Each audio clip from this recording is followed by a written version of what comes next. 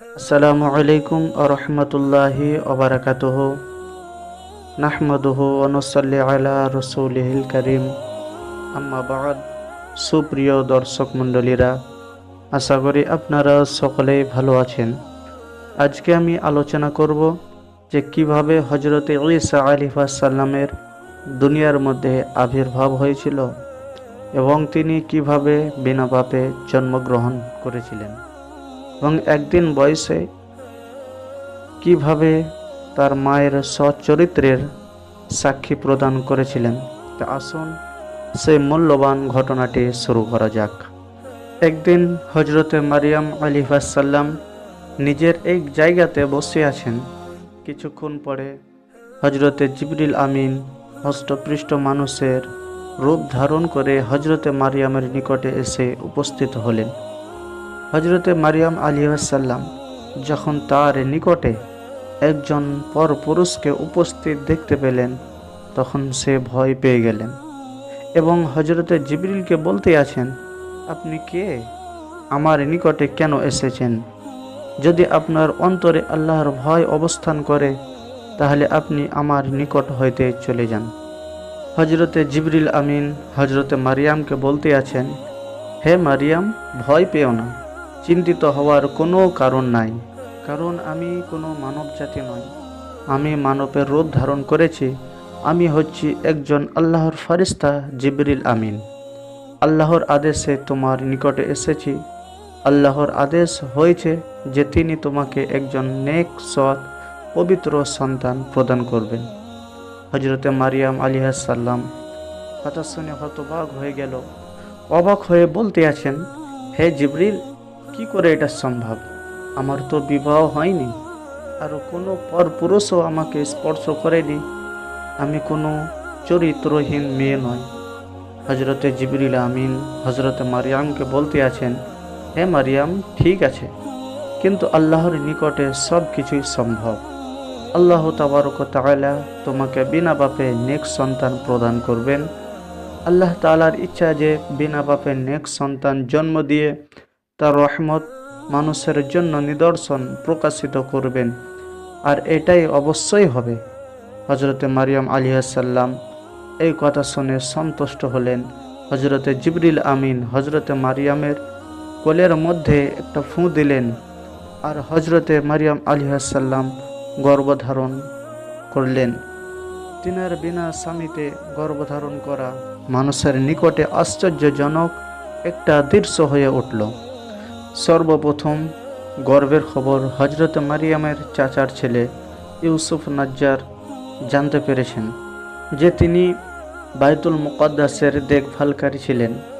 হজরতে মারিয়ামের আচরণ দেখে ইবাদত আর মসজিদের অনুপস্থিতি এবং তার গর্ভধারণ হওয়া, এইসব দেখে সে চিন্তায় পড়ে গেল।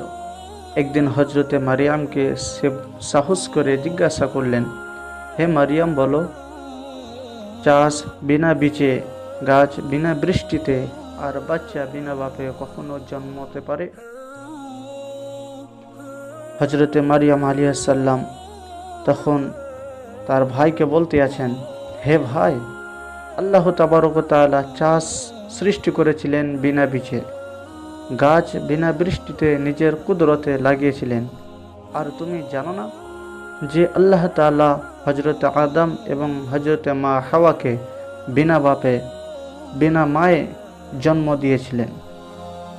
তখন ইউসুফ বলতে আছেন যে আল্লাহ সর্বশক্তিমান, আল্লাহ তাআলার দ্বারাতে সব কিছুই সম্ভব। হে বোন, আমার সব সন্দেহ দূর হয়ে গেল। তারপরে আল্লাহ তাবারক ওয়া তাআলা হজরতে মারিয়ামের প্রতি ইলহাম করলেন, সে যেন নিজের গোত্রের নিকট হইতে দূরে কোনো এক জায়গাতে অবস্থান করেন। হজরতে মারিয়াম আলাইহিস সালাম দূরে এক জায়গাতে অবস্থান করলেন। হজরতে মারিয়ামের যখন ব্যথা শুরু হলো, তখন তিনি একটা শুকনো খেজুরের গাছের নিচে হেলান দিয়ে বসে পড়লেন। আর তিনি অনুশোচনার উদ্বেগে বলতে আছেন, হায় আফসোস, এটা হওয়ার পূর্বে যদি ইন্তেকাল করতাম ভালোই হতো। যখন এই কথা মুখে উচ্চারণ করলেন, তখন একটা গায়েবী আওয়াজ আসলো, আর বলতে আছেন, হে মারিয়াম, মানুষের নিকটে জবাবদিহির এবং খাওয়ার পান করার নিয়ে চিন্তিত হওয়ার কোনো কারণ নাই। তোমার পাশে একটা জলের প্রণালী প্রবাহিত করে দিয়েছি, আর খেজুর গাছের ডাল ধরে একবার নড়িয়ে দাও। হজরতে মারিয়াম আলিহাসাল্লাম যখন খেজুরের ডাল ধরে নড়িয়ে দিলেন, আল্লাহ তাআলার রহমতে সেই শুকনো মরা গাছ জীবিত হয়ে সঙ্গে সঙ্গে ফল এবং পাতা দ্বারায় সবুজে ভরে গেল। আর সেই গাছ থেকে পাকা বড় বড় খেজুর পড়তে শুরু করলো। আর যখন হজরতে ঈসা আলাইহিসসালামের পৃথিবীর বুকে পদার্পণ করলেন, আবার গায়বী আওয়াজ আসলো, হে মারিয়াম, তুমি এই খেজুর ভক্ষণ করো এবং এই নালী থেকে পানি পান করো, আর তোমার সন্তানকে দর্শন করো, আর নিজের কলিজাকে ঠান্ডা করো।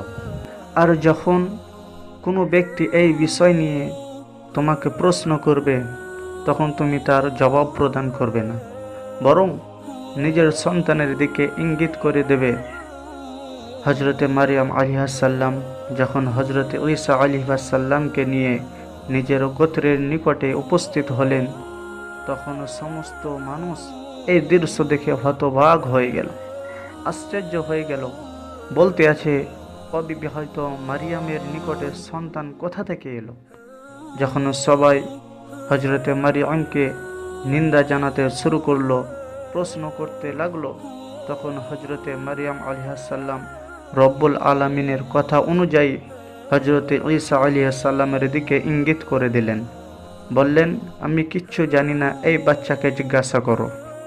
তখন সকল মানুষ রাগান্বিত অবস্থায় বলতে আছে, এই দুধের বাচ্চা, একদিন তার বয়স হয়নি, আর সে কিভাবে জবাব দিতে পারে?